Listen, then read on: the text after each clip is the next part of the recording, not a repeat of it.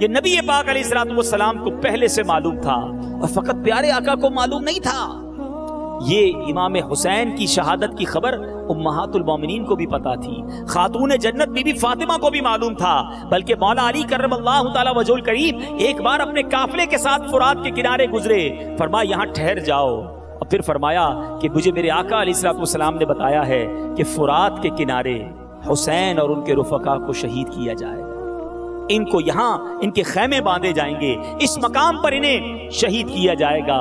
میرے میٹھے اسلامی بھائیوں، سوال یہ ہے کہ جن بچوں سے اتنا پیار ہے، جنہیں جنتی نوجوانوں کا سردار کہا گیا، جس امام حسین پر اپنا بیٹا قربان کر دیا گیا، ان کی شہادت کی خبر بچپن سے موجود ہے، کبھی تو نبی پاک علیہ الصلوۃ والسلام نے اللہ کی بارگاہ میں دعا کی ہو کہ مولا میرا حسین کربلا کے میدان میں یوں شہید نہ کیا جائے، کرم کر یہ مشکل دور کر دے۔ پیارے آقا دعا کرتے تو کیسے قبول نہ ہوتی؟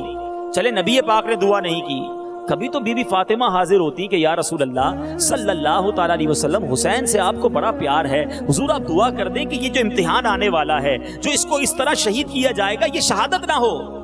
کبھی مولا علی حاضر ہو جاتے نبی پاک علیہ الصلوۃ والسلام کے دربار میں۔ کیا گھرانہ میرے حضور کا ہے، ذرا غور کرو، انہیں پتا ہے شہادت ہونی ہے، مگر ماں نے دودھ پلا کر پال پوس کر بڑا کیا ہے امتحان کی تیاری کے لیے، والد نے تربیت کی ہے کہ کربلا کے میدان میں بیٹا ثابت قدم رہے، باطل کے آگے سر نہ جھکائے۔ سرکار علیہ الصلوۃ والسلام شفقتیں فرما رہے ہیں، مگر گویا یہ تیار کیا جا رہا ہے رب کی بارگاہ میں اس عظیم امتحان کے لیے۔ اے میرے میٹھے اسلامی بھائیوں اور بدری چینل کے ناظرین، ذرا غور کیجئے، اتنی محبتیں ہیں مگر شہادت کے لیے تیار کیا جا رہا ہے۔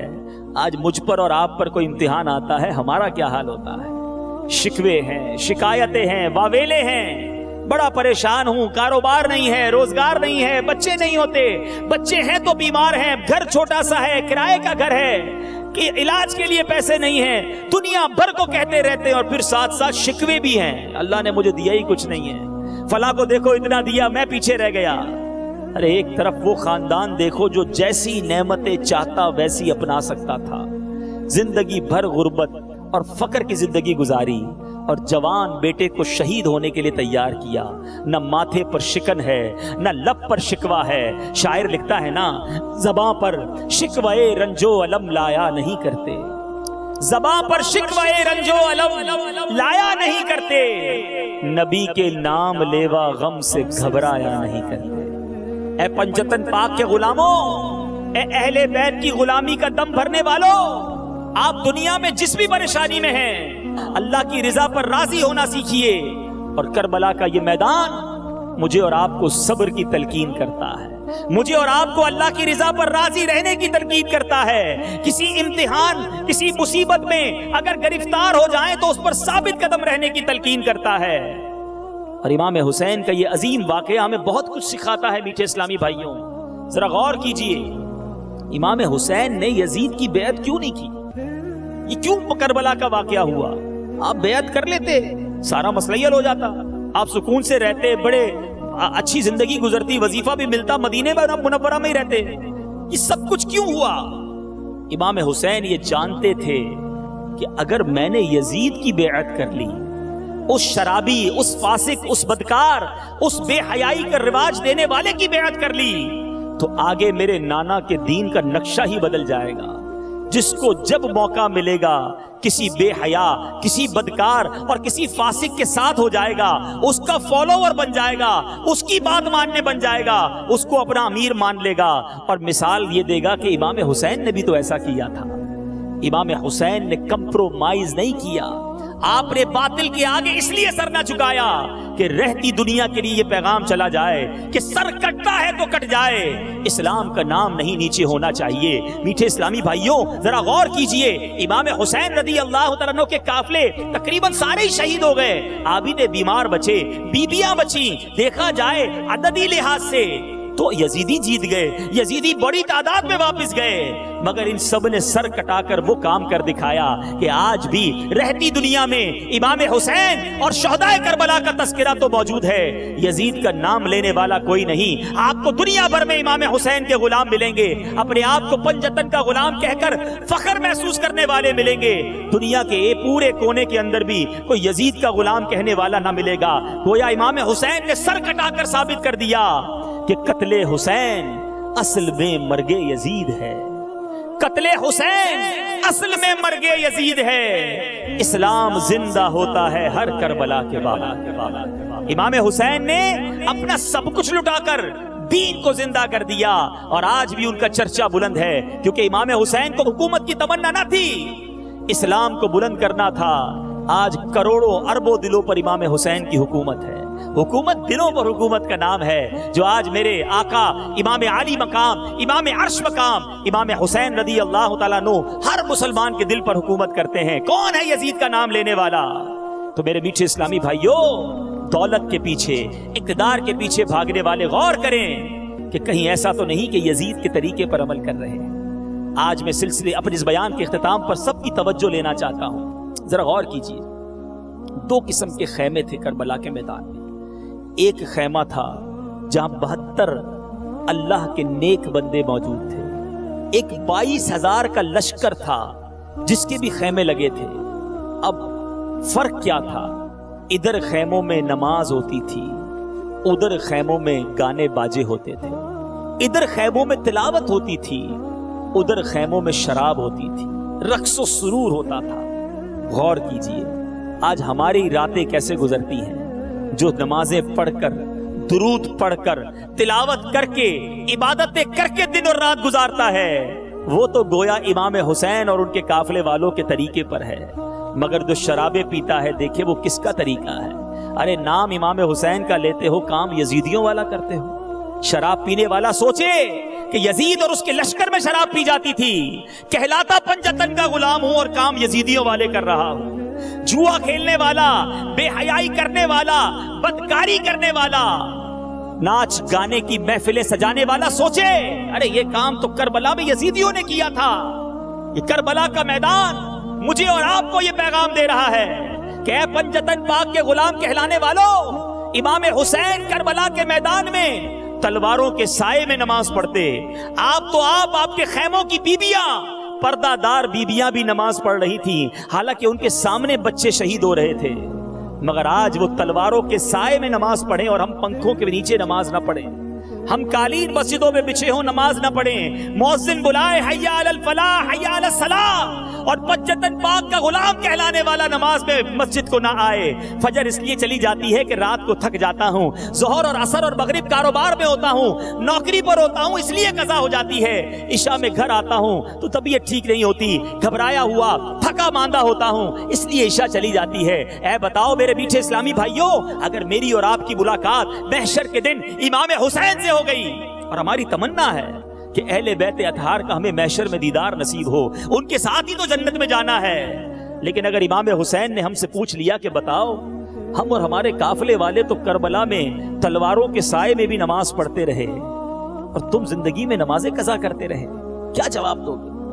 امام حسین نے اگر ایک سوال کر لیا کہ ہم نے نانا کے دین کو سر بلند کرنے کے لیے اپنا سر کٹا دیا، تم نے دانا کے دین کی سر بلندی کے لیے کیا کیا؟ ہے کوئی جواب؟ ہم میں کئی تو ایسے ہوں گے جو دین کا نام بلند کرنا تو دور کی بات ہے، ہماری وجہ سے اسلام کا نام برباد ہوتا ہے۔ مسلمان جھوٹ بولنے والا نہیں ہوتا، مگر آج مسلمان جھوٹ بول کر اسلام کو بدنام کر رہا ہے۔ مسلمان ملاوٹ کرنے والا نہیں ہوتا، ملاوٹ کرنے والا سوچے کہ آج تمہاری ملاوٹ کی وجہ سے لوگ مسلمانوں کو برا بھلا کہہ رہے ہیں کہ یہ ہوتے ہیں مسلمان جو دوائیوں میں ملاوٹ، کھانے میں ملاوٹ، ارے ایسی ایسی خبریں آتی ہیں کہ رونگٹے کھڑے ہو جاتے ہیں۔ خون جو لگایا جاتا ہے مریض کو، اس خون میں ملاوٹ کی جا رہی ہے، ان کو مرنا نہیں ہے۔ ان ملاوٹ کرنے والوں کو اللہ کی بارگاہ میں جواب نہیں دینا۔ اے کربلا والوں کے غلام کہلانے والوں، امام حسین کو کیا منہ دکھاؤ گے کہ میں نے دین کا کام تو کوئی نہیں کیا، جھوٹ بول کر، وعدہ خلافی کر کے، بے حیائی کر کے، بدکاری کر کے، چوریاں کر کے، ڈاکے مار کے، اغوا کر کے، مسلمانوں کو تکلیفیں پہنچا کے، لڑائی جھگڑے کر کے، زمینوں پہ قبضہ کر کے میں نے دین کو بدنام کیا ہے، میں نے اسلام کو بدنام کیا ہے، میں نے مسلمانوں کے نام کو پامال کیا ہے۔ بتاؤ کیا منہ دکھاؤ گے کربلا والوں کو؟ کیا ان کی بارگاہ میں حاضری نہیں دینی؟ کیا ان کے بغیر بھی بخشش ہو سکتی ہے؟ کیا ان سے دور رہ کر قیامت کے دن بچ پاؤ گے؟ ایسے کام کر لیجئے میٹھے اسلامی بھائیوں کہ جب کل اہل بیت اطہار سے ملاقات ہو تو منہ دکھانے والا ہو، کچھ کر کے گیا ہو۔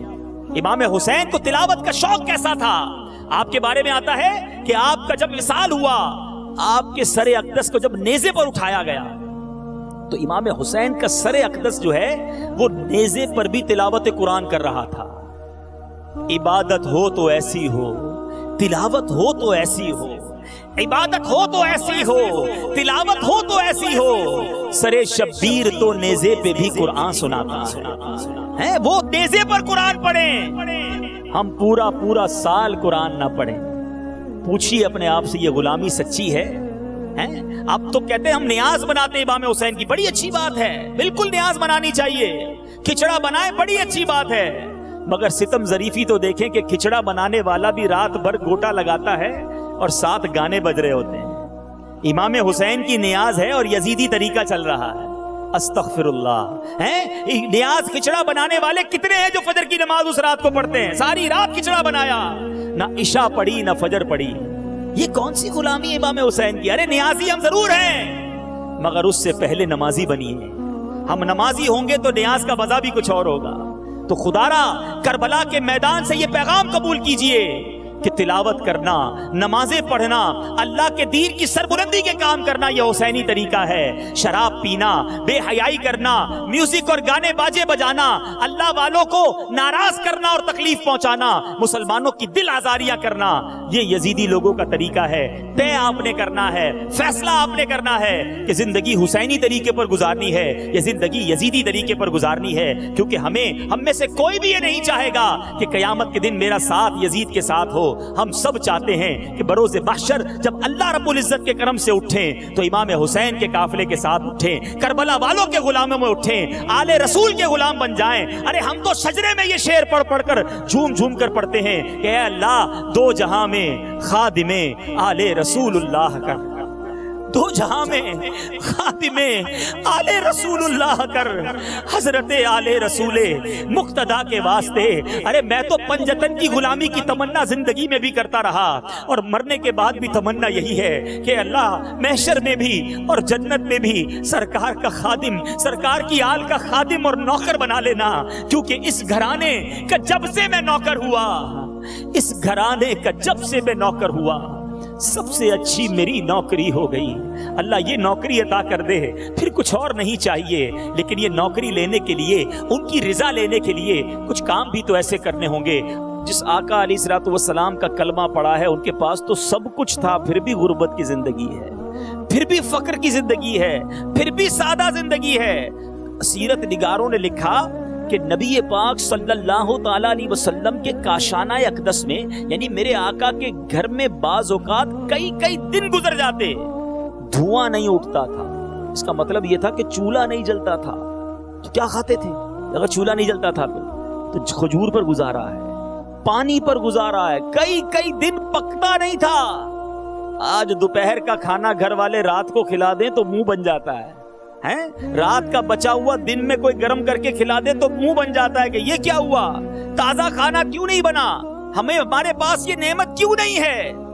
اے میرے میٹھے اسلامی بھائیوں، میرے آقا کے مبارک گھر کی سیرت بتا رہا ہوں، نبی پاک کے گھر کے اندرونی حالات آپ کو بتا رہا ہوں کہ میرے آقا علیہ الصلوۃ والسلام کونین کے والی ہیں مگر ایسی سادہ زندگی ہے۔ اچھا علماء نے اس پر بھی بحث کی کہ اس کے پیچھے راز کیا ہے۔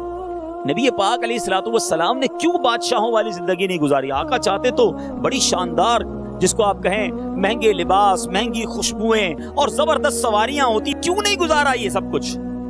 علماء کہتے ہیں اس کے پیچھے بھی امت سے محبت موجود ہے، امت سے پیار ہے۔ اچھا امت سے پیار کیوں ہے؟ بہت سارے ایسے اسلامی بھائی ہوں گے جو غریب ہوں گے، تو میرے آقا علیہ الصلوۃ والسلام کی امت میں امیر بھی ہیں، غریب بھی ہیں، اور غریبوں کی تعداد زیادہ ہے۔ ذرا غور کیجئے، اگر نبی پاک علیہ الصلوۃ والسلام کی سنت یہ ہوتی کہ میرے آقا ہرن کا گوشت کھاتے تھے، میرے آقا فقط جو ہے وہ گوشت ہی تناول فرماتے تھے، مہنگی مہنگی خوشبوئیں لگاتے تھے، بڑی قیمتی پوشاک، بڑا قیمتی لباس پہنتے تھے، سرور کائنات علیہ الصلوۃ والسلام کی سواریاں بڑی مہنگی مہنگی ہوتی تھیں۔ تو بتاؤ ایک غریب امتی سنت پر عمل کیسے کرتا ہے؟ غریب امتی آقا کی سنت پر عمل کیسے کرتا؟ میرے آقا کا امت سے پیار دیکھو، نبی پاک نے فقر و فاقہ کی سادہ زندگی گزاری کہ ہر غریب امتی آسانی کے ساتھ سنت پر عمل کر لے۔ فاقہ کرنا تو سب کے لیے آسان ہے نا، سادہ لباس پہننا تو سب کے لیے آسان ہے نا، جو کی روٹی کھانا، کھجور کھانا، کدو شریف کھانا اور سادہ سادہ غذائیں کھانا، غریبوں والے کپڑے پہننا، یہ تو سب کے لیے آسان ہے۔ نبی پاک نے اپنی زندگی ایسی گزاری کہ میرا غریب امتی بھی سنت پر عمل کر لے، امیر امتی ہے تو سادگی اختیار کر کے وہ بھی سنت پر عمل کر لے۔ اب آئیے، یہ تو ہو گیا نبی پاک صلی اللہ تعالی علیہ وسلم کا اپنا انداز۔ اچھا، انسان خود بعض اوقات اپنے اوپر تو کچھ مشقت، کچھ جس کو آپ کہیں نا بوجھ اٹھا لیتا ہے، لیکن اپنے بچوں کے لیے بڑا لاڈ پیار ہوتا ہے، اپنے بچوں کی تربیت اور اپنے بچوں کو تکلیف میں نہیں دیکھنا چاہتا۔ آج بھی لوگ کہتے ہیں میں بچوں کے لیے کام کرتا ہوں، ڈبل ڈیوٹی کرتا ہے والد، کسی طرح بچوں کو سکھ مل جائے۔ مگر نبی پاک علیہ الصلوۃ والسلام کے جگر کا ٹکڑا، میرے آقا نے کئی حدیثوں میں یہ فرمایا کہ فاطمہ میرے جگر کا ٹکڑا ہے۔ فاطمہ، حدیث کا مضمون ہے کہ فاطمہ میرے جسم کا ٹکڑا ہے، جو اس کو راضی کرتا ہے میں اس سے راضی، جو اس کو ناراض کرتا ہے میں اس سے ناراض۔ نبی پاک کی آنکھوں کی ٹھنڈک ہے بی بی فاطمہ۔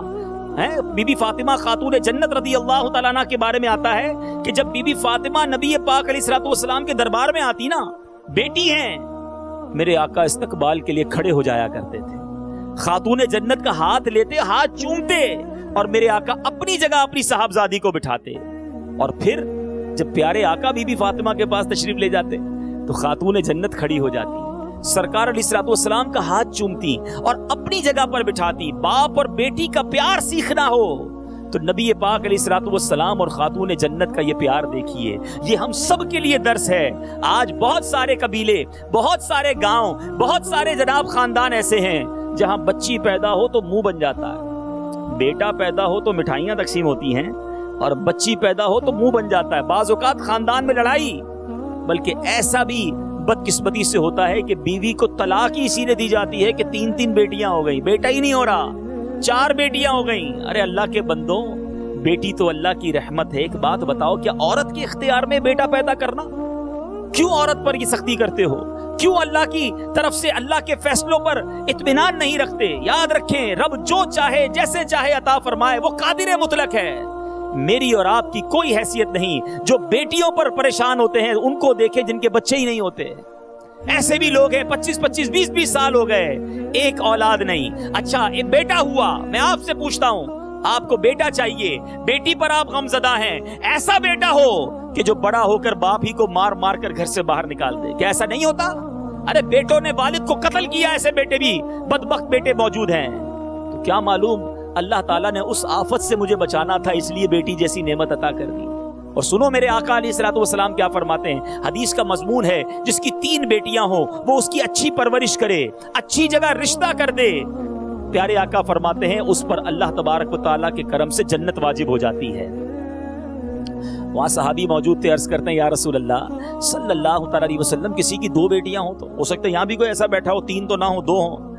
نبی پاک علیہ الصلوۃ والسلام نے فرمایا 2 بھی ہوں تو جنت واجب ہو جاتی ہے۔ اچھا، یہ روایت جب میں پڑھ رہا تھا نا، یہاں تک جب میں پہنچا تو میری الحمدللہ ایک بیٹی ہے، تو میں سوچنے لگا کہ 3 والے کو بھی جنت مل گئی، 2 والے کو بھی مل گئی۔ کرم دیکھیں، صحابی رسول نے وہیں ایک اور سوال کر لیا کہ حضور اگر کسی کی 1 بیٹی بھی ہو تو؟ اللہ کے حبیب نے فرمایا 1 بیٹی ہو تو بھی جنت واجب ہو جاتی ہے۔ اب سچ بتاؤ یار، بیٹی پیدا ہونے پر غم ہونا چاہیے یا خوشی ہونی چاہیے کہ یہ تو جنت کا ٹکٹ ہے؟ اگر اس کی تربیت کر لی جائے، اس کے ساتھ اچھا برتاؤ کر لیا جائے، اللہ کی رضا کے انداز سے اس کی تربیت کرنے میں، ہاں تربیت پھر سنت کے مطابق کرنی ہے، پردہ بھی سکھانا ہے، ادب بھی سکھانا ہے، نمازی بھی بنانا ہے، پھر انشاءاللہ یہ بیٹی آپ کے لیے اللہ نے چاہا جنت کا سامان بنے گی۔ ایک اور حدیث پاک سنا کر بات آگے بڑھاتا ہوں۔ نبی پاک علیہ الصلوۃ والسلام نے فرمایا بیٹیوں کو برا نہ کہو، حدیث کا مضمون ہے، بیٹیوں کو برا نہ کہو، بے شک میں بھی بیٹیوں والا ہوں۔ کمال بات ہے یار، نسبت کو نبی پاک اپنی طرف فرمائے کہ میں بھی بیٹیوں والا ہوں۔ ارے بیٹی ہونے پر تو خوشی ہونی چاہیے، ہیں। تو میٹھے اسلامی بھائیوں، بیٹی پیدا ہو تو غم نہ کریں، اللہ کی رضا پر راضی رہیں، اور کونین کے والی صلی اللہ تعالی علیہ وسلم سے سیکھیں کہ اپنی بیٹی کے ساتھ کیسی شفقت اور کیسا برتاؤ تھا، اتنی محبت، اتنا پیار۔ مگر بیٹی کی تربیت کیسی ہے؟ گھر کے سارے کام کاج خاتون جنت اپنے ہاتھ سے کرتی، چکی اپنے ہاتھ سے پیستی تھی، گھر کے کام کرتی، ہاتھوں میں گٹے پڑ گئے، چھالے پڑ گئے۔ مولا علی کرم اللہ تعالی وجہ الکریم نے کہا کہ اے فاطمہ، کام کر کر کے تم تھک جاتی ہو، تمہارے جسم پر نشان پڑتے جا رہے ہیں، ایسا کرو کہ نبی پاک علیہ الصلوۃ والسلام کے پاس، اپنے بابا جان کے پاس جاؤ، اور وہاں جا کر ان سے کوئی غلام مانگ لو، کوئی کنیز مانگ لو، تاکہ تمہارے گھر کے کام آسان ہو جائیں۔ بی بی فاطمہ کہتی ہیں میں نبی پاک علیہ الصلوۃ والسلام کے پاس جاتی ہوں، پیارے آقا سے عرض کرتی ہوں حضور کوئی غلام دے دیں، کوئی کنیز دے دیں جو گھر کے کام کاج کر دے، آسانی ہو جائے۔ تربیت والد کی کیسی ہوتی ہے؟ نبی پاک خود تو سادہ تھے، اپنی بیٹی کو کیا تربیت دیتے ہیں؟ یہ نہ کہا کہ میری جان، میرے دل کے ٹکڑے، بہت سارے خادم لے جاؤ۔ آقا علیہ الصلوۃ والسلام نے فرمایا، جس کا مضمون ہے اے بیٹی اپنے گھر کے کام کاج اپنے ہاتھ سے کیا کرو، کام کر کے جب تھک جاؤ تو 33 بار سبحان اللہ، 33 بار الحمدللہ، 34 بار اللہ اکبر کہہ لیا کرو، تمہاری تھکن دور ہو جایا کرے گی۔ اے میرے میٹھے اسلامی بھائیوں، یہ ہے تربیت میرے آقا علیہ الصلوۃ والسلام کی اپنی شہزادی کو، جو شہزادی کونین ہیں، جو جنتی عورتوں کی سردار ہیں۔ ارے یہ کیسے لوگ تھے کہ جو جنت کے مالک تھے مگر دنیا میں سادہ زندگی ہے، کھانا پینا بھی تھوڑا ہے، بعض اوقات خاتون جنت کے گھر میں بھی فاقے ہوا کرتے تھے۔ میرے میٹھے اسلامی بھائیوں، میں عرض یہ کرنا چاہ رہا ہوں، دیکھو کیسا گھرانہ میرے حضور کا ہے، کیا گھرانہ میرے حضور کا ہے۔ یہ تھوڑے پر راضی ہیں اور ہمیں تکلیف آتی ہے تو ہم شکوہ کرتے ہیں۔ اچھا ایک اور بات، بہت سارے ناظرین تسبیح فاطمہ تو جانتے ہیں، نماز کے بعد پڑھتے بھی ہیں 33 بار سبحان اللہ، 33 بار الحمدللہ، 34 بار اللہ اکبر۔ یہ تسبیح فاطمہ کہی تو جاتی ہے، کیوں کہی جاتی ہے؟ یہ آج آپ نے سنا کہ یہ وہ واقعہ تھا جس پر پیارے آقا نے یہ تسبیح بی بی فاطمہ کو عطا فرمائی۔ علماء بڑی پیاری بات لکھتے ہیں، ہو سکتا ہے بہت سارے کسان یہاں میرے سامنے بیٹھے ہوں، یا بدری چینل کے ناظرین سنیں، مزدور سنیں جو تھک جاتے ہو کام کاج کر کے۔ آقا علیہ الصلوۃ والسلام فرماتے ہیں، جب یہ حدیث، یہ جو ہم نے تسبیح سنی، اس سے علماء بتاتے ہیں کہ اگر کوئی ایسا بندہ ہو جو کام کاج کر کے تھک جاتا ہو، تسبیح فاطمہ پڑھ لیا کرے، اس کی تھکن دور ہو جایا کرے گی۔ اچھا اب ایک اور خوبصورت پہلو، غریب آدمی ہوتا ہے نا دنیا میں، وہ غریب تو ہوتا ہے، بعض اوقات اسے صبر بھی آ جاتا ہے، چلو کوئی بات نہیں اللہ کی مرضی ہے، لیکن وہ اختیاری غریب نہیں ہوتا۔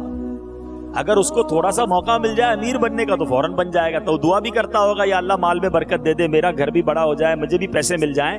یعنی میری اور آپ کی اگر غربت ہے تو وہ غیر اختیاری ہے، ہمارے اختیار میں نہیں تھا، ہم غریب ہو گئے تو ہم غریب ہو گئے۔ ادھر اختیاری غربت ہے، ذرا سمجھیے گا بات کو، چاہیں تو سب کچھ حاصل کر لیں۔ ارے میرے آقا کو چھوڑیے، آقا کے غلاموں کی بات کیا ہے؟ شاعر لکھتا ہے نا، چاہیں تو اشاروں سے اپنے کایا ہی پلٹ دیں دنیا کی، چاہے تو اشاروں سے اپنے کایا ہی پلٹ دیں دنیا کی، یہ شان ہے ان کے غلاموں کی، سرکار کا عالم کیا ہوگا۔ تو سرکار کے غلام دنیا کی کایا پلٹ دیں تو آقا کا عالم کیا ہوگا۔ مگر اختیاری غربت، سمجھ رہے میری بات؟ جانتے بوجھتے اختیار ہے کہ امیری اختیار کر لیں، مگر جانتے بوجھتے فقر اختیار کرنا، جانتے بوجھتے غربت اختیار کرنا، یہ کمال ہے میرے آقا علیہ الصلوۃ والسلام کا اور ان کی آل کا۔ بی بی فاطمہ نے پھر حسنین کریمین کی تربیت کیسی کی، ذرا دیکھیں تربیت کیسے اتر رہی ہے۔ محرم کے مہینے میں ہم اہل بیت اطہار کی بات کرتے ہیں، ضرور کرنی چاہیے، مگر فقط بیانات سن کر، فقط فضائل سن کر سیکھتے کیا ہے؟ اپنے اندر تبدیلی کیا لاتے ہیں؟ حسنین کریمین کا مقام اللہ غنی۔ میرے آقا علیہ الصلوۃ والسلام حسنین کریمین کے بارے میں کیا فرماتے ہیں؟ ہمارے یہ دونوں بیٹے جوانان جنت کے سردار ہیں، جنت کے نوجوانوں کے سردار۔ حضرت امام حسن سے کتنا پیار تھا کہ ایک بار نبی پاک علیہ الصلوۃ والسلام سجدے میں تھے، پیارے آقا علیہ الصلوۃ والسلام نے سجدے کو طول دیا کہ سر اٹھانے سے کہیں امام حسن نہ گر جائیں، سجدے میں میرے آقا رہے تاکہ امام حسن جو ہے ان کو تکلیف نہ ہو۔ یعنی میرے آقا کے کاندھوں پر سواری کرنے والی یہ ہستیاں، امام حسین کے بارے میں آتا ہے۔ بلکہ ایک بار امام حسن رضی اللہ تعالیٰ عنہ نبی پاک کے مبارک شانوں پر سوار ہو گئے، کاندھے پر سوار ہوئے۔ ایک صاحب نے عرض کی صاحبزادے آپ کی سواری کیسی اچھی سواری ہے، کیونکہ نبی پاک کے کاندھوں پر سوار ہے نا۔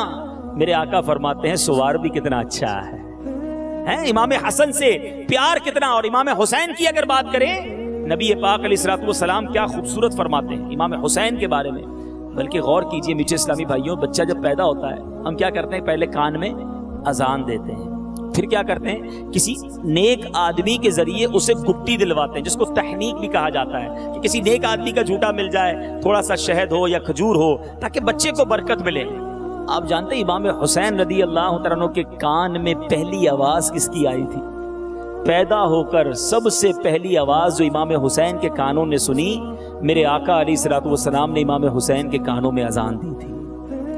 آواز سنتے ہیں سرور کائنات کی، اور نام کس کا سنتے ہیں؟ ذرا غور کیجئے، رب کے حبیب کی آواز ہے، اور نام ہے رب اعظم کا، رب کریم کا۔ اللہ اکبر اللہ اکبر، میرے رب عز و جل کا سلام امام حسین کے منہ میں دے دی۔ یعنی پہلی غذا جو امام حسین کے حلق میں جاتی ہے وہ پیارے آقا کا مبارک لعاب ہے، نبی پاک کی مبارک تھوک مبارک ہے۔ کیا بچے تھے، کیا پرورش تھی، کتنا پیار تھا۔ ایک اور جگہ میرے آقا فرماتے حسین مجھ سے ہے اور میں حسین سے ہوں، اللہ دوست رکھے اسے جو حسین کو دوست رکھے۔ حسین سبت ہے اسبات سے۔ میرے میٹھے اسلامی بھائیوں، ایک بار اب مزید پیار کتنا تھا کہ ایک بار سرکار دو عالم صلی اللہ تعالی علیہ وسلم تشریف فرما تھے، دائیں زانوں پر امام حسین تشریف فرما ہے گود میں، اور بائیں زانوں پر حضرت ابراہیم میرے آقا کے صاحبزادے موجود ہیں۔ ذرا سمجھیے گا مدنی چینل کے ناظرین اور یہاں موجود اسلامی بھائی، کتنا پیار ہے میرے آقا کو حسنین کریمین سے، کہ دائیں زانوں پر امام حسین، بائیں پر حضرت ابراہیم۔ اب کیا ہوا؟ جبریل امین حاضر ہوئے، عرض کرتے ہیں حضور ان دونوں کو خدا عز و جل آپ کے پاس نہ رکھے گا، ایک کو اختیار فرما لے، یعنی کسی ایک کو دنیا سے جانا ہوگا۔ کتنا مشکل مرحلہ تھا، ایک نواسا ہے، ایک بیٹا ہے۔ نبی پاک علیہ الصلوۃ والسلام فرماتے ہیں کہ اگر ابراہیم، مضمون حدیث ہے، ابراہیم کا وصال ہوتا ہے تو مجھے دکھ ہوگا، حسین دنیا سے جاتے ہیں تو مجھے بھی دکھ ہوگا، علی کو بھی دکھ ہوگا، فاطمہ بھی غمگین ہو جائیں گے۔ نبی پاک علیہ الصلوۃ والسلام نے امام حسین کی جدائی گوارا نہ کی۔ 3 دن کے بعد حضرت ابراہیم رضی اللہ تعالیٰ عنہ کا انتقال ہو گیا۔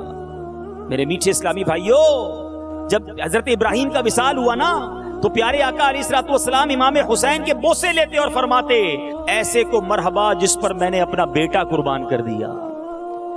اب ذرا غور کریں کتنا پیار تھا کہ بیٹا قربان کر دیا امام حسین پر۔ یہ مرتبہ ہے حسنین کریمین کا۔ میں جو سمجھانا چاہ رہا ہوں اب سمجھیے، اتنا پیار، اتنی قربت، اتنی جناب پیارے آقا علیہ الصلوۃ والسلام کو الفت ہے۔ مگر عجیب بات یہ ہے کہ بچپن ہی سے یہ بھی مشہور تھا کہ امام حسین شہید کر دیے جائیں گے۔ امام حسین رضی اللہ تعالیٰ عنہ جب جوان ہوں گے تو کربلا کے میدان میں شہید کیے جائیں گے۔ جی ہاں، نبی پاک صلی اللہ تعالیٰ علیہ وسلم امام حسین رضی اللہ تعالیٰ عنہ ایک بار پیارے آقا کی گود میں بیٹھے، پیارے آقا فرمانے لگے، فرشتے نے عرض کی حضور انہیں چاہتے ہیں؟ فرمایا ہاں۔ عرض کی وہ وقت قریب آتا ہے کہ حضور کی امت انہیں شہید کرے گی، اور حضور چاہیں تو وہ زمین حضور کو دکھا دوں جہاں یہ شہید کیے جائیں گے۔ پھر سرخ مٹی، اور ایک روایت کے مطابق ہے کہ ریت، اور ایک میں ہے کنکریاں حاضر کی۔ پیارے آقا علیہ الصلوۃ والسلام نے ان کنکریوں کو، اس ریت کو سونگ کر فرمایا تھا، ریحو کربیوں و بلا، بے چینی اور بلا کی بو آتی ہے۔ یہ کرب و بلا جو بعد میں کربلا کہلایا۔ اللہ کریم سے دعا ہے رب کریم ہمیں کربلا والوں کی سچی غلامی نصیب فرمائے، اہل بیت اطہار پنجتن پاک کا سچا غلام بنائے، صحابہ کرام سے سچی محبت عطا فرمائے، اور ہمیں دعوت اسلامی کے بدنی ماحول پر استقامت نصیب فرمائے۔ آمین بجاہ النبی الامین صلی اللہ تعالی علیہ وسلم۔